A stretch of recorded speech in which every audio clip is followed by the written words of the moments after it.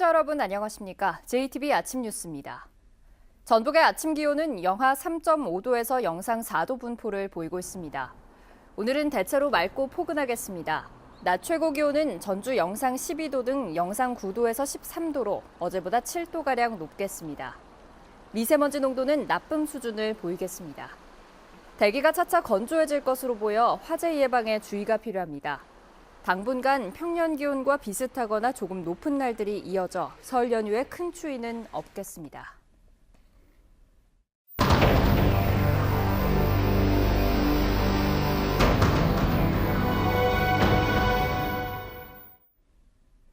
한국GM이 경영난을 이유로 군산 공장을 오는 5월까지 폐쇄하겠다고 밝혔습니다. 노조는 회사의 경영 실패를 근로자에게 떠넘기고 있다며 강하게 반발하고 있습니다. 김진형 기자입니다. 지난 8일부터 조립 라인의 가동이 중단된 한국GM 군산 공장입니다. 한국GM은 이 공장에 대해 오는 5월까지 폐쇄하겠다고 발표했습니다. 한국GM은 군산 공장의 가동률이 지난 3년 동안 20%에 불과한 데다 이마저도 계속 떨어지고 있어 지속적인 공장 운영이 불가능하다고 밝혔습니다. 한국GM이 군산 공장에 대해 폐쇄 결정을 내린 것은 가동 중단에 들어간 지 닷새 만입니다. 직원들에 대한 구조 조정도 뒤따를 전망입니다. 한국GM은 5월 말까지 직원 약 2,000명에 대한 구조 조정을 마무리하기로 했습니다. 한국GM은 인건비 등을 포함해 구조 조정 비용으로 8억 5천만 달러를 지출할 것으로 예상하고 있습니다. 그러나 한국GM 군산 공장 노조는 회사의 경영 실패를 근로자에게 떠넘기고 있다며 강하게 반발하고 있습니다. 근로자들은 지난 2014년 GM이 쉐보레 브랜드의 유럽 철수를 결정하면서 수출 기지인 군산 공장의 가동률이 곤두박질 쳤다는 주장입니다. 군산 공장 근로자들은 한국 GM의 다른 지역 공장 노조와 연대 공장 폐쇄에 적극 대처한다는 방침입니다. 과거 저희 임단협 교섭기관에서도 군산 공장 물량을 빌미로 협상을 하고 계속 협박을 해왔습니다. 지금 볼모로 지금 협박하려는 것 같습니다. 현대중공업 군산조선소에 이어 한국GM 군산 공장마저 문을 닫게 되면서 지역사회에 커다란 충격을 주고 있습니다. JTB 뉴스 김진영입니다. 한국GM 군산 공장이 폐쇄되면 현대중공업 군산조선소 가동 중단 사태에 이어 지역 경제는 다시 한번 큰 타격을 받을 수밖에 없습니다. 일방적으로 폐쇄를 결정한 GM을 비판하는 목소리도 이어지고 있습니다. 계속해서 송창용 기자입니다. 한국GM 군산 공장의 문이 굳게 닫혀 있습니다. 일감이 없어 이미 지난 8일부터 휴무에 들어간 상황. 군산 공장이 폐쇄되면 공장 근로자 2천여 명과 협력업체 135곳의 직원 1,700여 명 등 13,000여 명이 한꺼번에 일자리를 잃게 됩니다. 저희 옆에 또 올 GM인데 여기 뒤에 또 올 GM에서 거의 문 닫았어요. 또 GM 군산 공장 수출액은 전북 전체의 6.4%를 차지하고 있기 때문에 4,800명이 실직한 지난해 현대중공업 군산조선소 사태 때보다 지역 경제에 더 큰 타격이 예상됩니다. 협력업체가 130개에 한 12,000명 정도 되니까 그 경제적인 군산에 미치는 영향은 현대중공업 사태보다 훨씬 클 거라고 생각을 합니다. GM의 일방적인 군산공장 폐쇄 방침을 비난하는 목소리도 이어지고 있습니다. 지난해 군산을 방문한 한국GM의 카잼 사장은 GM차 사주기 운동 등 지역의 군산 공장 지원 활동에 대해 감사함을 나타냈습니다. I appreciate the great efforts of the Gunsan people in collaborating and helping and to supporting our operations. 하지만 불과 석 달 만에 군산 공장 폐쇄를 일방적으로 통보했습니다.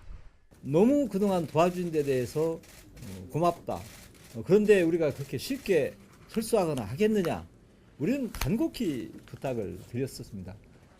지역 정치권에서는 왜 또 군산이냐며 목소리를 높였습니다. 창원과 부천 공장은 살리기 위해서 군산 공장은 총알바지가 되어야 하는가?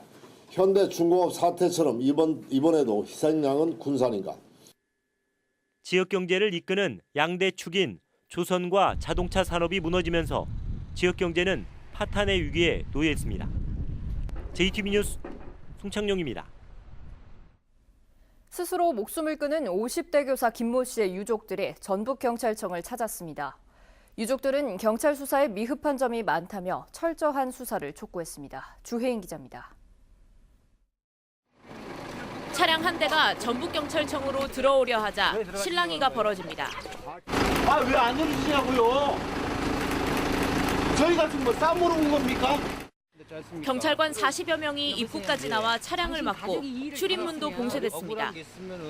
교사 김모 씨 죽음의 진실을 밝혀달라는 유족들의 기자회견을 전북경찰이 막은 겁니다.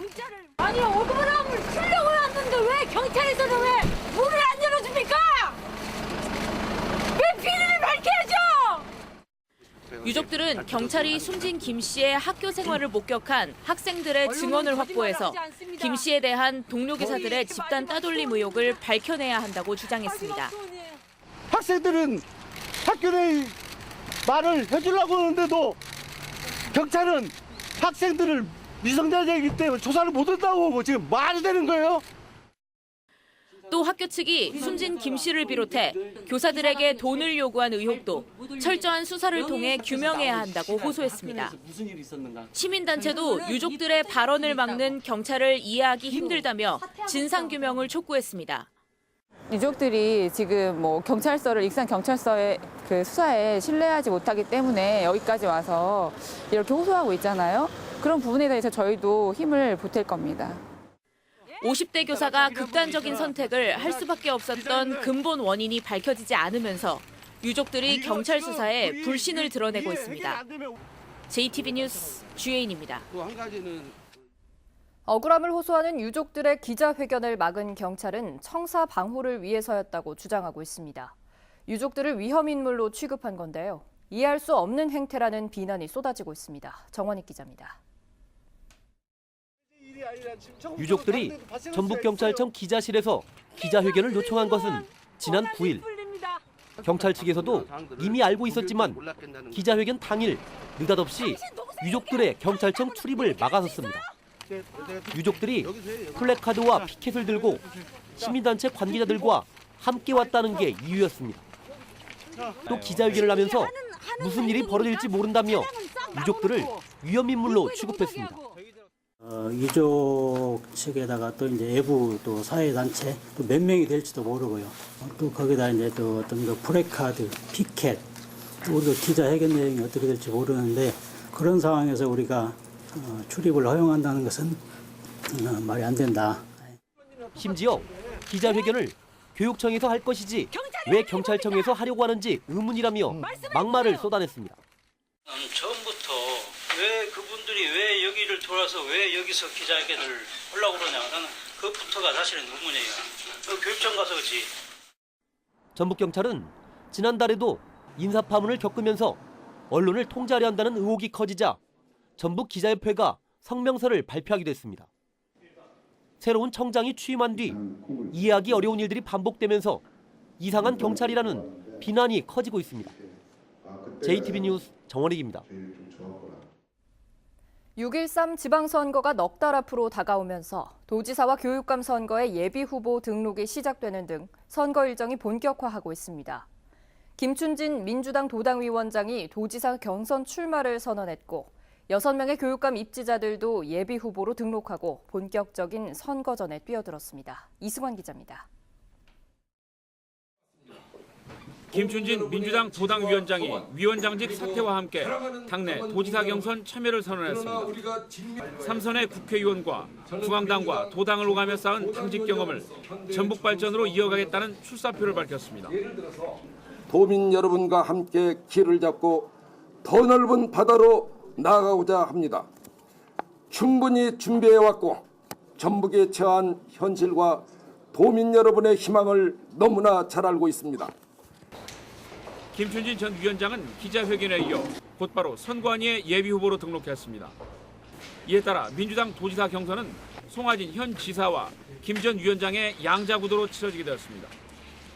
12일 출마 선언을 한 정의당의 권태웅 도당 위원장도 도지사 예비후보로 등록했습니다. 김승환 교육감에게 도전장을 낸 6명의 교육감 출마 예정자들도 일찌감치 예비후보 등록을 마쳤습니다. 서거석, 유광찬, 이미영, 이재경, 황호진, 천호성 후보는 접수가 시작되는 9시 전부터 선관위를 찾아 첫 번째 예비후보 등록을 놓고 신경전을 벌이기도 했습니다. 앞으로 도의원과 시장, 시의원의 예비후보자 등록은 3월 2일부터 시작되고 군수와 군의원 예비후보자 등록은 4월 1일부터 시작됩니다. 선거 일정이 본격화하면서 각 당의 움직임도 한층 빨라질 전망입니다. 민주평화당과 바른미래당이 창당과 통합 절차를 마치고 잇따라 선대위 체제로 돌입함에 따라 각 당의 후보자 공천 절차도 본격화할 것으로 보입니다. JTB 뉴스 이승환입니다. 공공부문 비정규직의 정규직 전환 방침에 따라 전라북도가 진통 끝에 정규직 전환 규모를 결정했습니다. 하지만 14개 시군 가운데 절반가량은 여전히 정규직 전환 결정에 속도를 내지 못하고 있습니다. 권대성 기자입니다. 지난해 말 전라북도는 청사, 청소원 등 간접 고용 근로자 69명의 정규직 전환을 결정했습니다. 이번에는 직접 고용한 기간제 계약 근로자 137명을 다음 달 정규직으로 채용하기로 했습니다. 노동계 등이 참여한 정규직 전환 심의위원회가 심의한 390명의 35%입니다. 전라북도는 정부가 제시한 대상보다 범위를 넓혀 42명을 정규직으로 더 전환하기로 했습니다. 정부 가이드라인에 따르면은 연중 9개월 이상 된 사람들에 한해서 이렇게 정규직 전환이 됩니다만은 저희 도에서는 이번 결정으로 연중 8개월 이상 근무한 사람들을 정규직 전환이 되기 때문에. 하지만 시군의 정규직 전환 속도는 더딥니다. 남원과 무주, 임실 등 3개 시군은 지난해 정규직 전환 대상자 결정을 위한 심의위원회를 꾸렸는데 지금껏 한 차례도 열지 않았습니다. 14개 시군 가운데 정규직 대상자를 결정한 시군은 절반가량인 8곳에 불과합니다. 그나마 정규직 전환자를 결정하고도 일부 시군은 늘어나는 인건비 확보가 힘들자 채용 절차를 진행하지 못하고 있습니다. 이 때문에 정부가 인건비 일부를 지원해달라는 요구가 나오고 있습니다. 호봉제이기 때문에 매년 그 인건비 상승률은 더 높을 때고요. 그럼에 따라서 정부에서 일정 부분 이 정책이 지자체에서 좀 잘 따라갈 수 있도록 이 임금 상승분에 대한 증가 부분에 대한 어느 정도의 보전은 해줘야. 또한 전라북도는 정부가 인건비를 100% 지원해 채용한 농업기술원 기간제 근로자는 정규직으로 바뀌면 정부 지원이 끊기게 돼 정규직 전환을 못하는 구조라면서 이를 개선해달라고 건의하기로 했습니다. JTB 뉴스 권대성입니다. 남원 시민들이 서남대 폐쇄에 따른 후속 대책 마련을 위해 가칭 대학유치추진위원회를 발족했습니다. 마을의 안녕과 풍어를 기원하는 위도 띠벤놀이가 오는 18일 열립니다. 하원호 기자입니다. 남원 시민들이 서남대 폐교에 따른 피해를 최소화하고 후속 대책을 마련하기 위한 가칭 남원발전 대학유치추진위원회를 구성했습니다. 대학유치추진위원회는 전북 목신 서남대 의대 정원을 그대로 유지하고 보건복지부가 계획하고 있는 공공의과대학이 서남대 부지에 건립될 수 있도록 유치 활동에 나설 계획입니다. 추진위원회를 구성해서 앞으로 남원 시민과 함께 정치권과 행정과 함께 꼭 성사될 수 있도록 열심히 노력할 것을 다짐하면서 순창군이 지역의 관광자원과 농특산물을 융합해 추진하고 있는 건강 힐링 교육이 기업 연수 프로그램으로 각광받고 있습니다. 명상과 편백나무 숲 트레킹, 건강요리 실습 등 다양한 프로그램을 진행하는 힐링 교육에는 지난해 2,800여 명의 도시민이 참여했으며 올 들어서는 3호 중공업 직원 1,000여 명이 5월까지 연수에 참여할 계획입니다. 마을의 안녕과 풍어를 기원하는 위도 띠벤놀이가 오는 18일 부안군 위도면 대리마을에서 열립니다. 중요 무형문화재로 지정된 부안 띠벤놀이는 갈대와 볏짚으로 제작한 어서 모양의 띠배를 바다에 띄우는 풍어제로 170년 전부터 이어져 오고 있습니다. 진안군이 홍삼축제에 사용할 꽃등을 만들 지역 공동체 일자리 사업 참여자를 오는 21일까지 모집합니다. 모집 인원은 6명이며 참여자에게는 시간당 최저임금과 교통비가 지급됩니다. JTB 뉴스 하원호입니다. 한승 신임 전주지방법원장이 취임했습니다. 한승 법원장은 취임사에서 투명하고 공정한 재판, 쉽고 편안한 재판을 통해 지역 주민들이 좋은 재판을 받을 수 있도록 최선을 다하겠다고 밝혔습니다. 전주가 고향인 한승 법원장은 1985년 사법시험에 합격해 서울행정법원 부장판사와 법원행정처 사법정책실장, 서울고법 부장판사 등을 지냈습니다. 오늘 새벽 3시쯤 전주시 덕진구 덕진동 종합경기장 주차장에서 57살 김모 씨의 관광버스에 불이 났습니다. 승객이 없어 다친 사람은 없었지만 이불로 버스가 반쯤 타 소방서 추산 3천만 원의 재산 피해가 났습니다.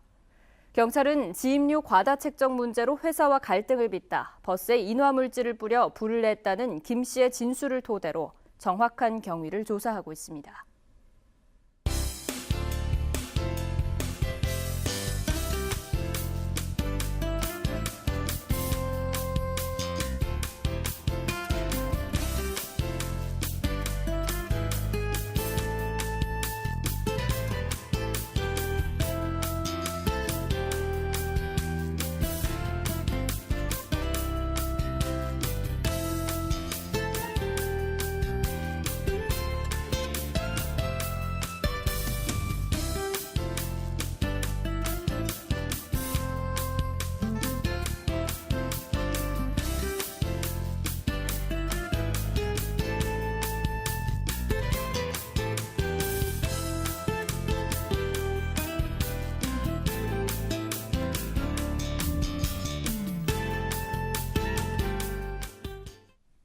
JTBC 아침 뉴스를 마칩니다. 함께해 주신 여러분 고맙습니다.